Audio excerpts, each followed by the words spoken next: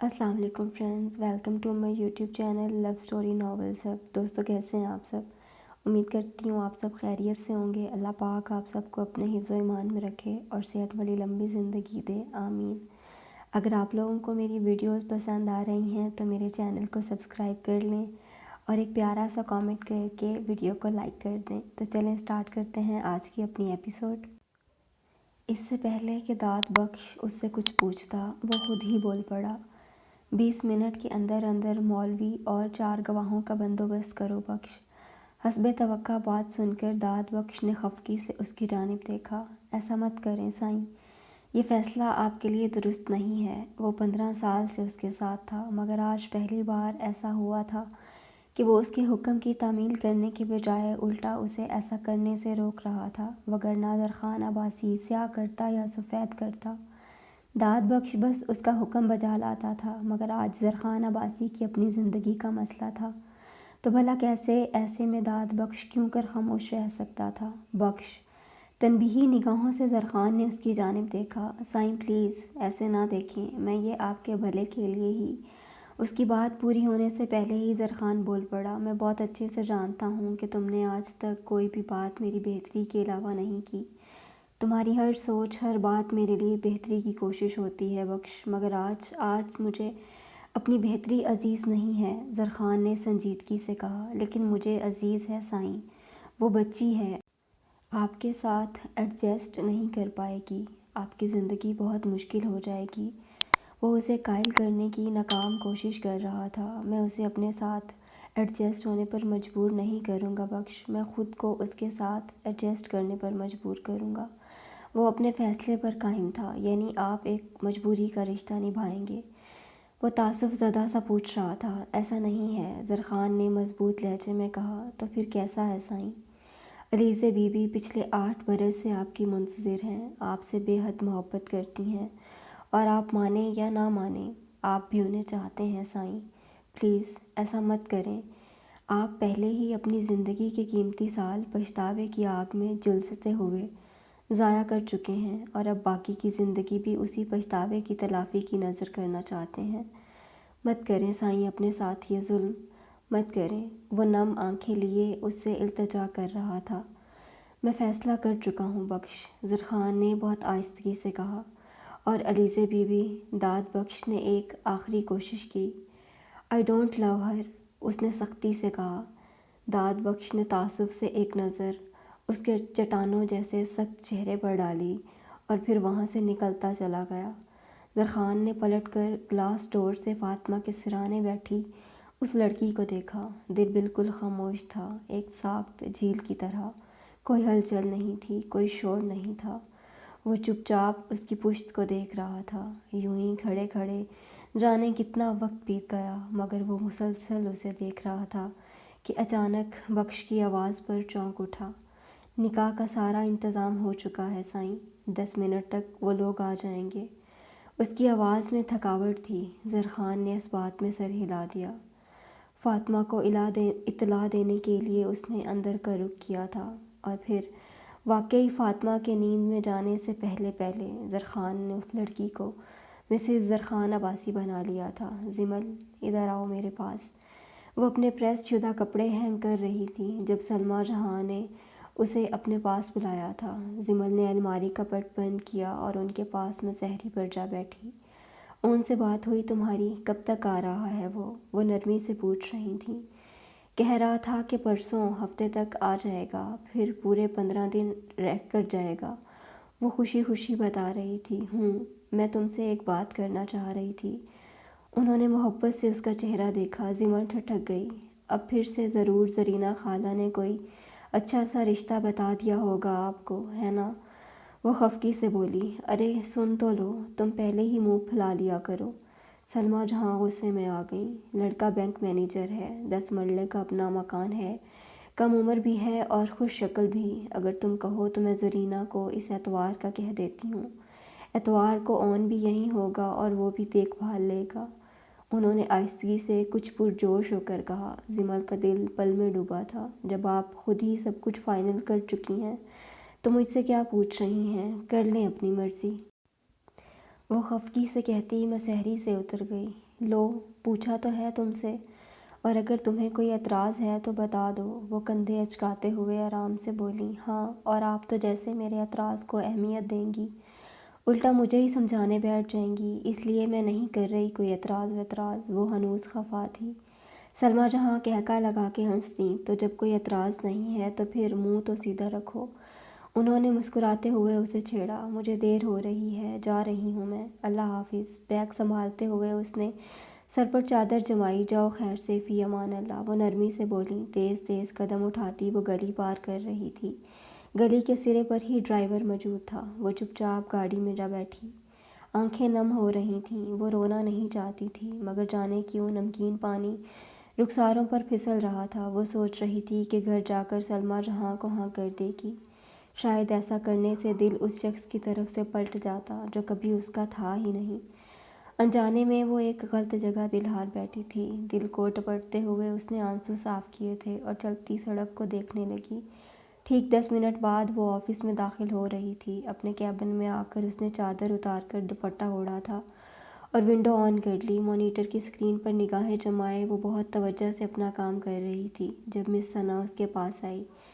کل کیا بنا پھر؟ وہ بہت سنجیدگی سے دریافت کر رہی تھی۔ بس بچ ہی گئی۔ جمل خوش دلی سے مسکرائی۔ Rally?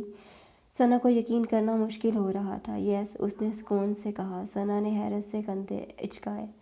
Unbelievable, but well this good but basically میں تمہیں یہ بتانے آئی تھی کہ کل سر مونی کی برتھ ڈے ہے اور سر پی سی میں پارٹی دے رہے ہیں، اینڈ ہم سب انوائٹڈ ہیں۔ تمہیں بھی جانا ہے؟ اوکے، وہ اسے مطلع کر رہی تھی۔ مجھے پرمیشن نہیں ملے گی، جمل نے آہستگی سے کہا۔ وہ سر مونی کی برتھ ڈے پارٹی میں جا کر شہباز حسن کی بیوی کا سامنا نہیں کرنا چاہتی تھی۔ وہ اس خوش نصیب عورت کو کبھی نہیں دیکھنا چاہتی تھی جو شہباز حسن کے بیٹے کی ماں تھی۔ اوہ کم آن، دوبارہ مت کہنا کہ نہیں جاؤں گی، سر کو بالکل اچھا نہیں لگے گا، بہت برا مان جائیں گے۔ اس لیے چپ چاپ آج میرے ساتھ بازار چلنا، ہم سرمونی کے لیے گفٹ لے کر آئیں گے، ثنا نے اسے سمجھایا تھا۔ میں کہہ رہی ہوں نا کہ مجھے پرمیشن نہیں ملے گی، اور ویسے بھی پرسوں میرا بھائی آ رہا ہے گھر پر، بہت کام ہے مجھے، پلیز میں نہیں جا پاؤں گی، جمل نے سنجیدگی سے کہا۔ وہ سر جھکا کر اپنا کام کرنے لگی۔ اوکے، ایز یو وش، مجھے تو سر نے کہا تھا کہ تمہیں بھی کہہ دوں، اب وہ خود ہی تم سے بات کریں گے، کہہ کر وہ رکی نہیں تھی، وہاں سے نکلتی چلی گئی۔ جمل نے پریشان ہو کر سر ہاتھوں میں تھام لیا۔ اسے فکر ہونے لگی اب کسی بھی وقت شہباز حسن کی طرف سے بلاوا آ سکتا تھا، لیکن سارا دن گزر گیا، شہباز حسن کی طرف سے کوئی کال نہیں آئی تھی۔ جمل نے سکون کا سانس لیا۔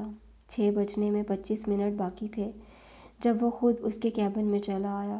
جمل نے حیرت سے اس کی طرف دیکھا جو بغور دھانی رنگ کے دوپٹے میں لپٹا اس کا گلابی چہرہ دیکھ رہا تھا۔ سر، آپ یہاں؟ مجھے بلا لیا ہوتا، وہ ہچکچاتے ہوئے بولی۔ کل علی کی برتھ ڈے ہے، میں چاہتا ہوں کہ کل آپ بھی اسے وش کرنے آئیں۔ وہ سنجیدگی سے ٹھہر ٹھہر کر بولتا اس کا دل دھڑکا رہا تھا۔ سر، مجھے پرمیشن نہیں ملے گی، جمل نے بمشکل انکار کیا تھا۔ کس سے لینی ہے پرمیشن؟ چلیے میں لیتا ہوں پرمیشن۔ اس کے ٹیبل پر دونوں ہاتھ رکھے وہ جھک کر بات کر رہا تھا۔ جمل نے خشک پڑتے لبوں پر زبان پھیری، اس کی سبز آنکھوں میں بغور جھانکتا وہ اسے بے بس کر رہا تھا۔ سر، آپ؟ اسے سمجھ نہیں آ رہی تھی کہ اب کیا بہانہ بناتی۔ تو پھر کل آپ آ رہی ہیں، کہتے ہوئے شہباز حسن کے لب مسکرا اٹھے۔ جمل کی ہارٹ بیٹ مس ہوئی تھی۔ شاید اس شخص کو اپنی سحر انگیز شخصیت کا بخوبی احساس تھا۔ بولیے مس جمل۔ وہ بڑی توجہ سے اس کے چہرے کے ایک ایک نقش کو دیکھ رہا تھا کہ دل پر کنٹرول کرنا اب ذرا مشکل ہی تھا۔ جی، کوشش کروں گی، وہ جلدی سے بولی۔ نظروں کا زاویہ فوراً بدلا تھا کیونکہ مقابل مسلسل اس کی آنکھوں میں جھانک رہا تھا۔ آپ کی کوشش کامیاب ہونی چاہیے، کہہ کر وہ سیدھا ہوا تھا۔ جمل کی جان میں جان آئی، پھر ایک بھرپور نگاہ اس کے حواس باختہ چہرے پر ڈال کر پلٹ گیا۔ جمل نے ایک لمبا سانس خارج کیا۔ دھڑکنوں کی رفتار معمول سے ہٹ کر تھی۔ میری قسمت میں لکھا تھا تم سے بے پناہ محبت کرنا۔ وہ بے بس ہو کر ریوالونگ چیئر پر ڈھہ سی گئی۔ نکاح کے کچھ دیر بعد ہی وہ اسے عباسی ہاؤس لے آیا تھا۔ ڈیڈ سے اس کی بات ہو چکی تھی، وہ اسے اپنے فارم ہاؤس لے جانا چاہتا تھا، مگر انہوں نے سختی سے اسے وہاں لے جانے سے منع کر دیا تھا۔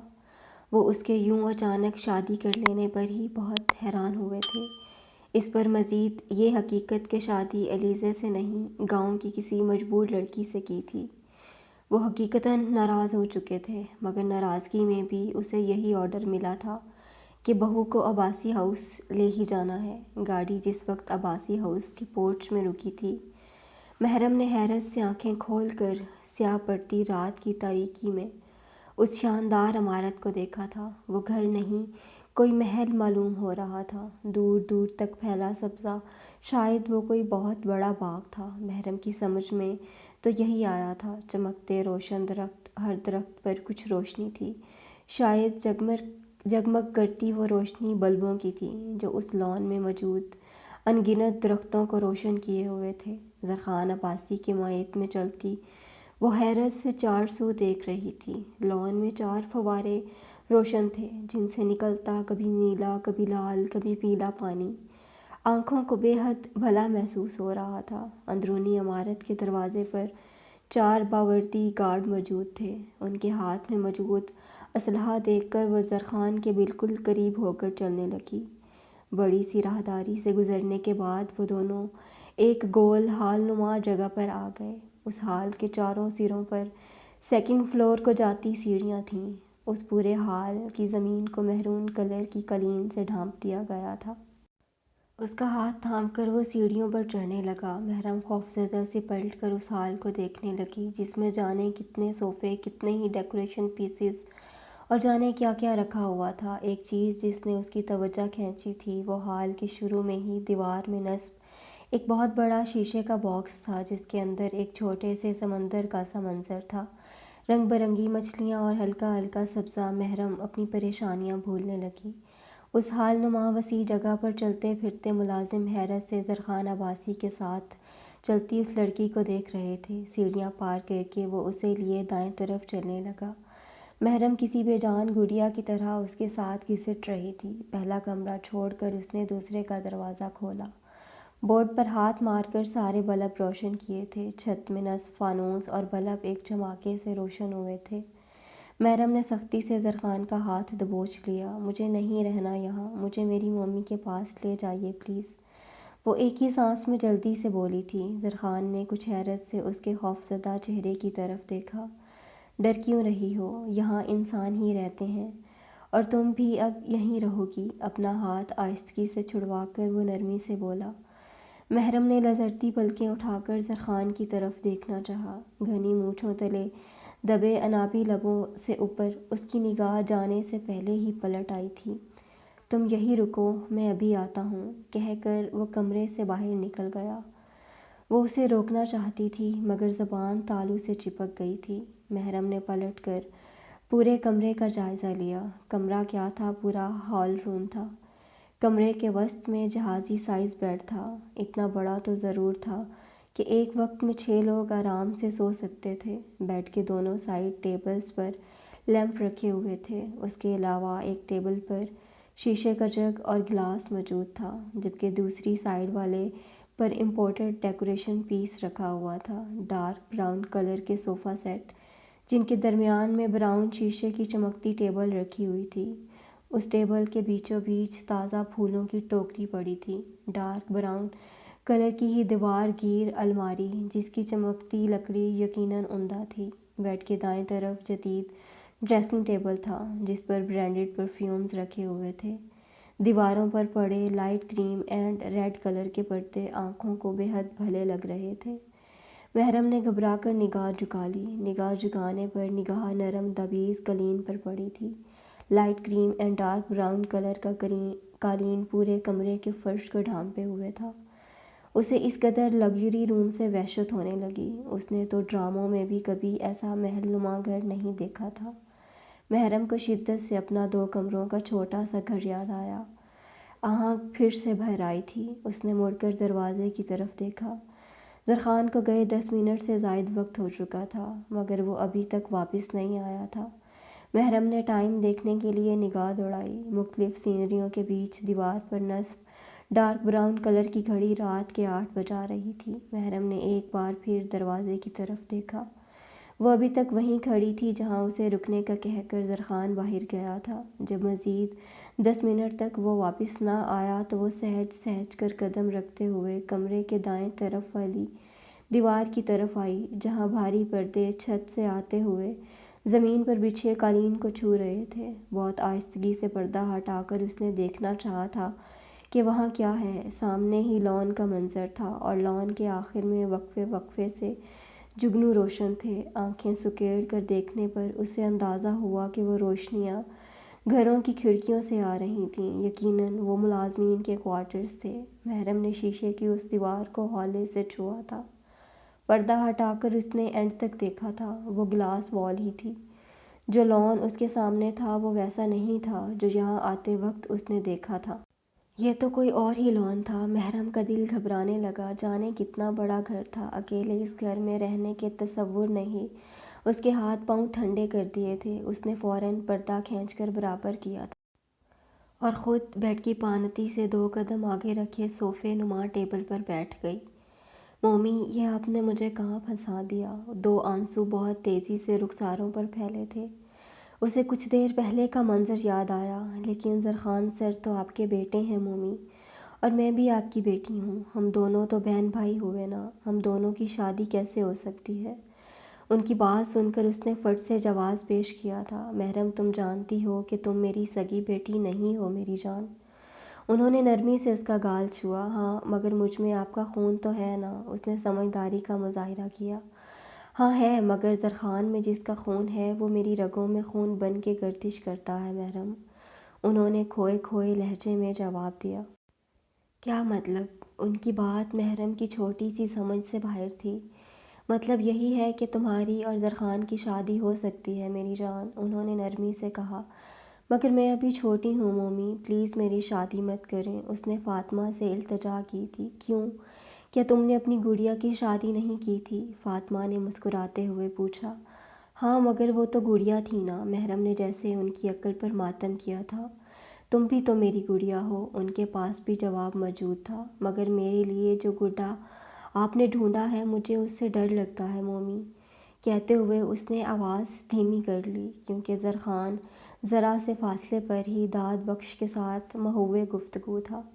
شروع میں سب کو ڈر لگتا ہے میری جان، تمہاری گڑیا بھی تو کتنی بار گڈے سے روٹھ کر تمہارے پاس آئی تھی نا، وہ اسے نرمی سے قائل کرنے کی کوشش کر رہی تھیں۔ مگر مومی، میں تو ابھی چھوٹی ہوں، کہتے ہوئے اس کی آنکھیں نم ہو گئیں۔ ایک تو آج آپ کی باتیں مجھے بالکل سمجھ نہیں آ رہی ہیں مومی، وہ خفگی سے بولی، لیکن تمہارا گڈا تو بڑا ہے نا، وہ ہر صورت اسے منا لینا چاہتی تھیں۔ ہاں، کیونکہ تم نہ سمجھ ہو، وہ ہنس پڑی۔ اوکے، میں ایک شرط پر شادی کروں گی، اس نے سنجیدگی سے کہا۔ شادی تو جیسے گڑیا گڈے کا کھیل ہی تھی اس کے لیے، اس لیے بڑے آرام سے بول رہی تھی۔ میں سارا دن آپ کے پاس رہوں گی اور رات کو بھی سر زرخان کے ساتھ تب جایا کروں گی جب آپ سو جایا کریں گی، چاہے رات کے 12 ہی کیوں نہ بج جائیں۔ وہ مکمل طور پر سنجیدہ تھی۔ اوکے ڈن، میں کل سے 7 بجے ہی سو جایا کروں گی، 12 بجے تک تمہیں انتظار نہیں کرنا پڑے گا۔ ان کا لہجہ شرارت سے پر تھا۔ مومی، محرم نے انہیں خفگی سے دیکھا۔ وہ ہنس دیں۔ اور ایک بات اور، جیسے ہی آپ ٹھیک ہو جائیں گی میں ہمیشہ کے لیے گڈے کو چھوڑ کر آپ کے پاس آ جاؤں گی۔ ڈن، ایک اور شرط حاضر تھی۔ ڈن، فاطمہ کی بجائے زرخان نے جواب دیا تھا۔ وہ اس کی بات سن چکا تھا۔ محرم اپنی جگہ چور سی ہو گئی، جبکہ فاطمہ نے ایک مسکراتی نظر زرخان کے خوبرو چہرے پر ڈالی۔ پھر تھوڑی ہی دیر میں چند آدمیوں کے ساتھ ایک مولوی صاحب آئے تھے۔ فاطمہ کی ہدایت کے مطابق وہ سارے تقاضے پورے کرتی چلی گئی۔ تقریباً 7:15 بجے کے قریب وہ زرخان عباسی کے نکاح میں آ چکی تھی۔ نکاح کے بعد انہیں محرم کو وہاں سے بھیجنے کی لگ گئی تھی۔ اس نے بہت ترلے کیے کہ کچھ دیر تو اپنے پاس رہنے دیں، مگر فاطمہ نے نیند کر کے محرم کو قائل کر ہی لیا تھا۔ نتیجتاً تھوڑی ہی دیر بعد فاطمہ کے ضد کرنے پر وہ منہ بسورتی ہوئی زرخان کے ساتھ اس کے محل نما گھر میں آ گئی تھی اور اب اکیلی بیٹھی مسلسل رو رہی تھی، کیونکہ زرخان عباسی تھوڑی دیر کا کہہ کر ابھی تک واپس نہیں آیا تھا۔ آخر آ ہی گئی ہو نا، آنکھ دبا کر بولتی مس ثنا اسے مسکرانے پر مجبور کر گئی تھی۔ جی ہاں، آ گئی ہوں، آنا ہی تھا۔ ثنا کے ساتھ چلتے ہوئے وہ نرمی سے بولی۔ ہوٹل کی سجاوٹ لاجواب تھی، تقریباً سارا سٹاف ہی موجود تھا، جبکہ سٹاف کے علاوہ آدھا شہر شہباز حسن نے انوائٹ کیا ہوا تھا۔ اتنے لوگوں کی موجودگی میں وہ پزل ہو رہی تھی۔ چپ چاپ ایک چیئر سنبھال کر بیٹھ گئی۔ دفعتاً اس کی نگاہ شاہ پر پڑی تھی۔ بلیک ڈنر سوٹ میں ملبوس وہ بے حد وجیحہ لگ رہا تھا۔ سب کی آنکھوں کا مرکز وہ شخص اس کے دل کے سنگھاسن پر بڑی شان سے برجمان تھا۔ دل کا درد بڑھ رہا تھا۔ اس کی بیوی کے بارے میں سوچ کر ہی جمل کا دل سکڑنے لگا۔ نگاہ جھکا کر وہ ناخنوں پر لگی کیوٹکس کھرچنے لگی۔ آنکھیں نم ہو رہی تھیں۔ ٹیبل پر رکھے ٹیشو باکس سے ٹیشو نکال کر اس نے بھیگی پلکوں کو صاف کیا۔ یہاں کیوں بیٹھی ہو؟ چلو کیک کٹنے والا ہے، وہاں اسٹیج کے پاس چلتے ہیں۔ اس کے سر پر کھڑی ثنا تیز تیز بول رہی تھی۔ نہیں، میں یہیں ٹھیک ہوں، آپ مجھے یہیں رہنے دیں پلیز۔ نگاہ چراتے ہوئے وہ بامشکل مسکرائی تھی۔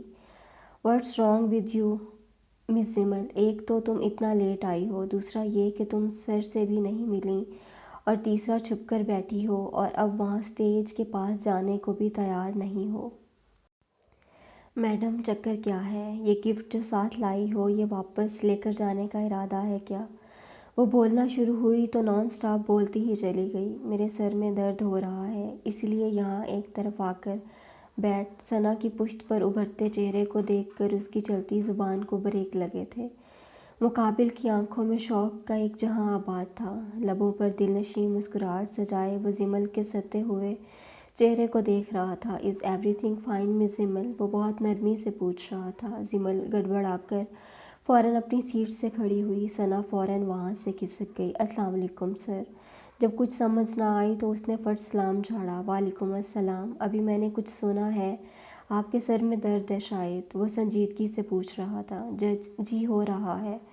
ہونٹوں پر زبان پھیرتے ہوئے وہ نگاہ چرا کر بولی۔ شہباز حسن کی بولتی نگاہیں اس کے چہرے پر گلال بکھیر رہی تھیں۔ کاہی کلر کی شیفون کی لانگ شرٹ زیبتن کیے جس پر گولڈن تلے کا کام ہوا تھا، کاہی کلر کا تنگ پاجامہ، جبکہ کاہی کلر کا ہی شیفون دوپٹہ شانوں پر پھیلائے، چہرے پر لائٹ سا میک اپ کیے، وہ سیدھا اس کے دل میں اتر رہی تھی۔ لائٹ گولڈن سلکی بال اونچی پونی میں مقید تھے، جبکہ چہرے کے اطراف اٹکھیلیاں کرتی چند شرارتی لٹیں حقیقتاً شہباز حسن کا چین لوٹ رہی تھیں۔ میرے بھی ہونے لگا ہے، اس کی سبز آنکھوں میں جھانکتے ہوئے وہ غمگین لہجے میں بولا۔ کیا ہونے لگا ہے؟ جمل نے حیرت سے پوچھا۔ شاہ کے لب مسکرائے تھے۔ درد ہونے لگا ہے، شہباز حسن نے معنی خیزی سے کہا۔ جمل فوراً متفکر ہوئی۔ تو آپ پیناڈول ٹیبلٹ لے لینا، اس نے مشورہ دیا تھا۔ سر میں درد تو آپ کے ہے، اس لیے پیناڈول بھی آپ ہی لیں۔ کندھے اچکاتے ہوئے وہ سنجیدگی سے بولا۔ مگر ابھی تو آپ نے کہا کہ آپ کو بھی درد ہو رہا ہے۔ جمل نے حیرت سے اس کی طرف دیکھا، جس کے چہرے کے تاثرات ناقابل فہم تھے۔ ہاں، درد تو ہو رہا ہے، مگر سر میں نہیں ہو رہا مس جمل۔ کہتے ہوئے اس نے ایک گہری نگاہ اس کے نازک سراپے پر ڈالی، پھر آہستگی سے پلٹ گیا۔ جمل کا دل بے ساختہ دھڑکا تھا۔ کیا تھا ان آنکھوں میں؟ کیا مطلب تھا اس کی باتوں کا؟ جمل کی الجھنیں بڑھنے لگیں۔ جمل اب آ بھی چکو، ثنا نے اسے آواز لگائی۔ ٹیبل پر پڑا گفٹ اٹھا کر وہ ثنا کے پاس چلی آئی۔ بھرپور تالیوں کی گونج میں شہباز حسن کا بیٹا کیک کاٹ رہا تھا، جبکہ اس کے پاس کھڑا وہ تالیاں بجاتا شخص۔ جمل نے بغور اسے دیکھا۔ کس قدر عزیز ہو چکا تھا اسے یہ شخص۔ جمل نے نم آنکھوں سے اس کا مسکراتا چہرہ دیکھا۔ وہ ارد گرد سے بے خبر شاہ کو دیکھ رہی تھی۔ جب اس کی نگاہوں کی تپش محسوس کر کے شہباز کی نظر بھی جمل پر پڑی تھی، نظروں کا تصادم بڑا دل فریب تھا۔ جمل نے فوراً نگاہ چرا لی، جبکہ شہباز حسن کے لبوں پر اس کی اس حرکت کے باعث تبسم بکھر گیا۔ دفعتاً اسے شہباز حسن کی بیوی کی غیر موجودگی کا احساس ہوا تھا۔ اس نے ثنا کو ٹھوکا مارا۔ کیا ہے؟ ثنا نے آہستگی سے پوچھا۔ سر کی وائف نظر نہیں آ رہی۔ زمل نے دبے دبے لہجے میں پوچھا، ہوں گی تو نظر آئیں گی نا؟ کہہ کر ثنا نے کہکا لگایا۔ زمل کی ہارٹ بیٹ مس ہوئی۔ کیا مطلب؟ دل میں خوشگمانی جنم لینے لگی۔ سارے مطلب ابھی پوچھو گی کیا؟ پارٹی انجوائے کر لو، بعد میں بتاؤں گی، ثنا نے بیزاری سے کہا۔ آپ ابھی بتا دیں ورنہ مجھے تجسس رہے گا۔ زمل نے لہجے کو حتی الامکان سادہ رکھا تھا۔ او یار! سر کی وائف سر کو چھوڑ گئی تھی، ثنا نے اس کے کان میں گھس کر کہا۔ کب؟ زمل کے دل کی حالت غیر ہو رہی تھی۔ تم بھی سب ابھی ہی پوچھ کر چھوڑنا، کیک کا پیس منہ میں رکھتے ہوئے وہ جھنجھلا کر بولی۔ زمل نے اس کی حالت پر اپنی ہنسی کو کنٹرول کیا۔ اچھا بتائیں تو صحیح، زمل نے ہنستے ہوئے کہا۔ اوئے ہوئے، کہیں تم سر پر ٹرائی کرنے کا تو نہیں سوچ رہی؟ کیک کی خالی پلیٹ ٹیبل پر رکھتے ہوئے وہ اپنی آنکھیں سکیڑ کر پوچھ رہی تھی۔ ایک پل کو زمل کا رنگ فک ہوا تھا، پھر دوسرے ہی پل اس نے خود کو کمپوز کیا اور مسکرائی۔ ایسی کوئی بات نہیں ہے، میں ویسے ہی پوچھ رہی ہوں، زمل نے کندھے اچکاتے ہوئے کہا۔ ہاں ہاں، سوچنا بھی مت ورنہ عزت افزائی کر دیں گے تمہاری۔ اچھا، تمہیں مزے کی ایک بات بتاؤں، جب میں نے سر کا آفس جوائن کیا تھا نا، تو سچی سر مجھے بہت ہینڈسم لگے تھے۔ ہینڈسم تو خیر اب بھی اتنے ہی ہیں، مگر تب میرے سر پر سر کا بھوت چڑھ گیا تھا۔ بس پھر کیا، میں نے فل ٹائم ٹرائی کیا، مگر ثنا نے بیچارہ سا منہ بنایا، مگر میری دال بالکل نہیں گلی۔ سچی، سر تو جیسے مرچیں چبا کر آفس آتے تھے۔ بس پھر 1.5 سال پہلے میری منگنی ہو گئی اور سر کا بھوت چپ چاپ شرافت سے اتر گیا، کہہ کر وہ خود ہی بننے لگی۔ زمل کی مسکراہٹ بھی گہری ہو گئی۔ آپ سر کی وائف کے بارے میں کچھ بتانے والی تھیں۔ زمل کی سوئی وہیں اٹکی تھی۔ ثنا نے ٹیڑھی نظروں سے اس کی طرف دیکھا۔ آر یو شور کہ تمہارا ٹرائی کرنے کا ارادہ نہیں ہے؟ ثنا مصنوعی غصے سے پوچھ رہی تھی۔ یس، آئی ایم شور، زمل نے ہنستے ہوئے کہا۔ اوکے، تو پھر سن لو وہی جو میں نے سب سے سنا ہے، اور میں نے سنا ہے کہ جب سر مونی بہت چھوٹے تھے تب سر کی وائف نے زبردستی سر سے طلاق لے لی تھی، مگر کیوں؟ زمل کو حقیقتاً افسوس ہوا۔ یہ مجھے نہیں پتہ۔ رشین سیلیڈ کا بھرا ہوا چمچ منہ میں ٹھونستے ہوئے وہ آرام سے بولی۔ کچھ تو پتہ ہی ہوگا، زمل کے منہ سے نکل گیا۔ ثنا نے اسے گھورا۔ تم اب مجھے کچھ کھانے دو گی یا نہیں؟ وہ چڑ گئی۔ سوری سوری، زمل نے فوراً معافی مانگی اور وہاں سے کھسکی کہ کہیں وہ غصے میں آ کر بھری ہوئی پلیٹ اس کے سر پر ہی خالی نہ کر دے۔ ہنستے ہوئے وہ وہاں سے ہٹ گئی، چہرے پر جھولتی لٹوں کو کان کے پیچھے کرتے ہوئے وہ ناک کی سیدھ میں چل رہی تھی کہ سامنے سے آتے شہباز حسن سے ٹکرا گئی۔ زمل نے بکھلا کر سامنے دیکھا۔ I am extremely sorry sir, میں نے آپ کو آتے نہیں دیکھا۔ وہ شرمندہ شرمندہ سی معذرت کر رہی تھی۔ شہباز حسن نے نچلا لب دانتوں تلے دبا کر اس کا گھبرایا گھبرایا روپ دیکھا۔ اٹس اوکے، اس نے نرمی سے کہا، میں آپ سے ہی اجازت لینے آ رہی تھی، کافی ٹائم ہو گیا ہے، میں اب چلتی ہوں بس۔ وہ سوالیہ نظروں سے اس کی طرف دیکھ رہی تھی۔ اور اگر میں کہوں کہ ابھی تو تھوڑا وقت بھی نہیں گزرا تو؟ شاہ نے پھر سے معنی خیز بات کی۔ زمل کو سمجھ نہ آئی کہ کیا جواب دے۔ مطلب؟ ہمیشہ کی طرح ایک ہی سوال تھا۔ مطلب یہ کہ ابھی آپ کو آئے دیر ہی کتنی ہوئی ہے مس زمل، جو آپ کو جانے کی جلدی پڑ گئی ہے؟ وہ شکوہ کر رہا تھا۔ انداز بہت دوستانہ تھا۔ زمل کی دھڑکنیں بے ہنگم ہونے لگیں۔